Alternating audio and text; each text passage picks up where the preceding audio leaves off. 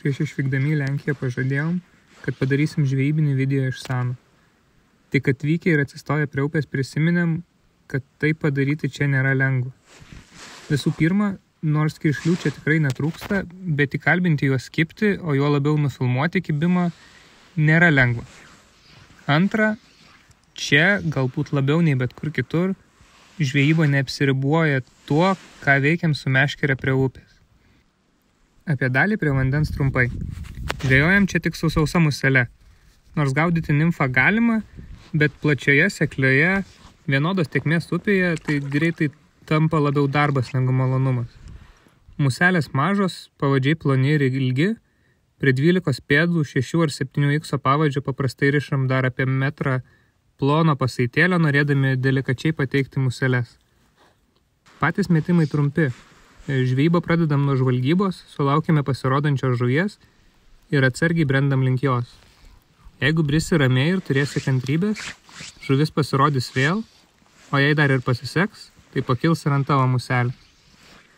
San upė – puikus pavyzdys, kaip galima leisti žvejoti kiršlius neuždarant upių.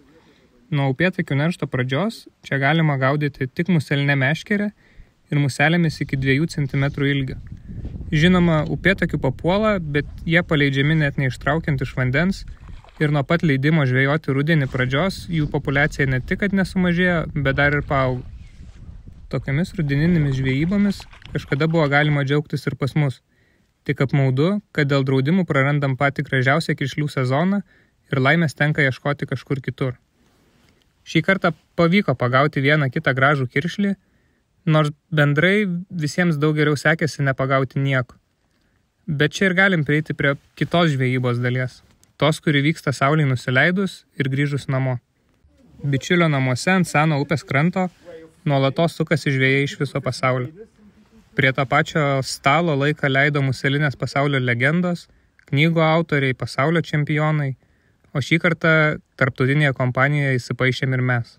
Prie čia esančio stalo labai dažnai nuskamba frazė, kad būtent čia ir yra visa žvejybos esmė, o žuvis ir upė tai tik pretekstas susikrauti mantą ir trenkti 100 ar net 1000 kilometrų.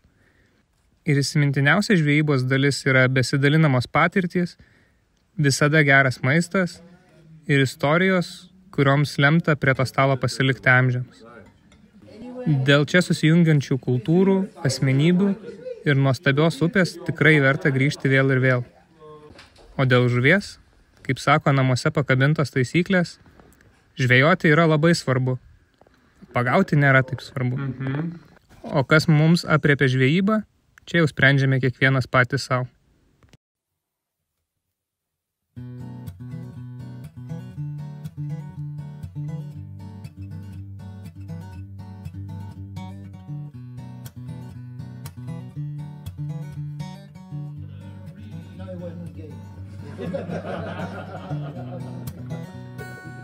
And I tried to buy the fishing license, and the guy was begging, you know.